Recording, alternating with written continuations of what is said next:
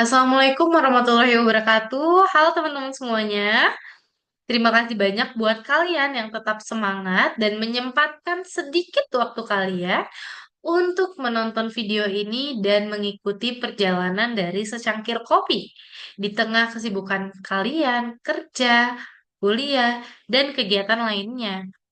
Sebelumnya, perkenalkan di sini saya Diva Rahmawati, kerap dipanggil Diva, yang akan menemani kalian beberapa menit ke depan untuk mengenal kopi lebih dalam lagi.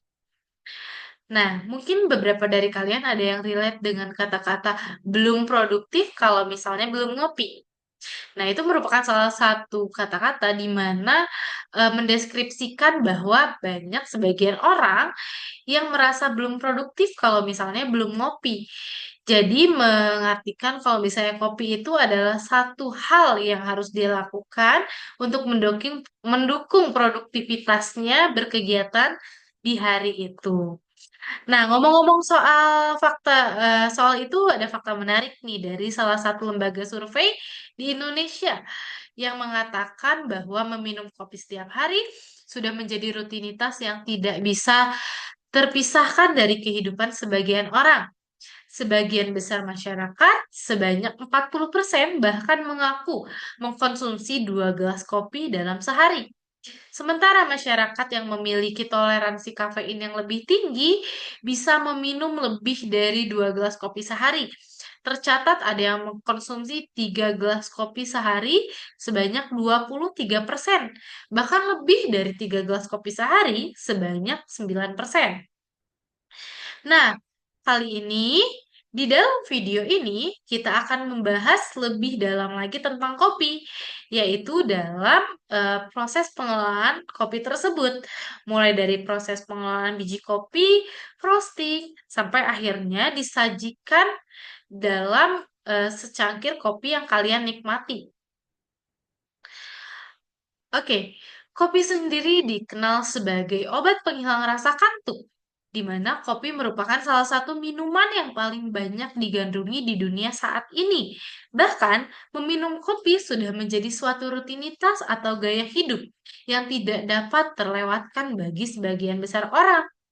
Nah, mungkin banyak juga dari kalian yang hanya menikmati secangkir kopi, tapi belum tahu bagaimana sih proses kopi tersebut sampai di tangan kalian. Oke, kita mulai di mana biji kopi tersebut dipanen dari pohon kopi yang sudah matang, yang biasanya berwarna merah terang. Proses panen tersebut dapat dilakukan secara manual ataupun menggunakan mesin, di mana proses tersebut tergantung pada kebiasaan petani dan kualitas kopi yang diinginkan. Setelah dipanen, biji kopi tersebut harus diolah kembali untuk memisahkan biji kopi dari daging buahnya. Ada beberapa metode pengelolaan untuk memisahkan biji dari daging buah kopi tersebut. Yang pertama ada waste process atau dengan pencucian. Kedua ada natural process atau kering secara alami. Dan kemudian ada honey process. Yang setiap metode ini mempengaruhi rasa kopi yang akan dihasilkan. Kemudian biji kopi yang sudah diproses dikeringkan hingga kadar airnya rendah. Biasanya ada di bawah 12%. Pengeringan ini penting untuk mencegah pembusukan dan mempertahankan kualitas dari biji kopi tersebut. Nah, biji kopi yang sudah kering kemudian dikirim ke tempat pengelolaan untuk digiling dan di-roast untuk dipanggang. Proses roasting sendiri menentukan aroma dan cita rasa yang akan dihasilkan di akhir dari pengelolaan kopi tersebut. Ada beberapa tingkat roasting dari light roast, bahkan sebelumnya ada unroast, kemudian dry roast, dilanjut medium roast, dan terakhir ada dark roast. Yang kemudian setelah dipanggang, biji kopi tersebut digiling sesuai dengan metode penyeduhan yang diinginkan. Ukuran gilingan tersebut bervariasi dari yang halus hingga yang kasar, tergantung cara penyeduhan seperti espresso, French press, dan juga pour over. Kemudian biji kopi tersebut yang sudah digiling akan diseduh menggunakan air panas menggunakan metode yang diinginkan.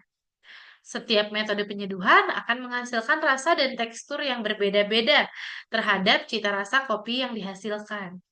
Nah, itu merupakan sedikit penjelasan tentang proses pengelolaan kopi dan perjalanan dari secangkir kopi tidaklah sebentar dan tidaklah mudah.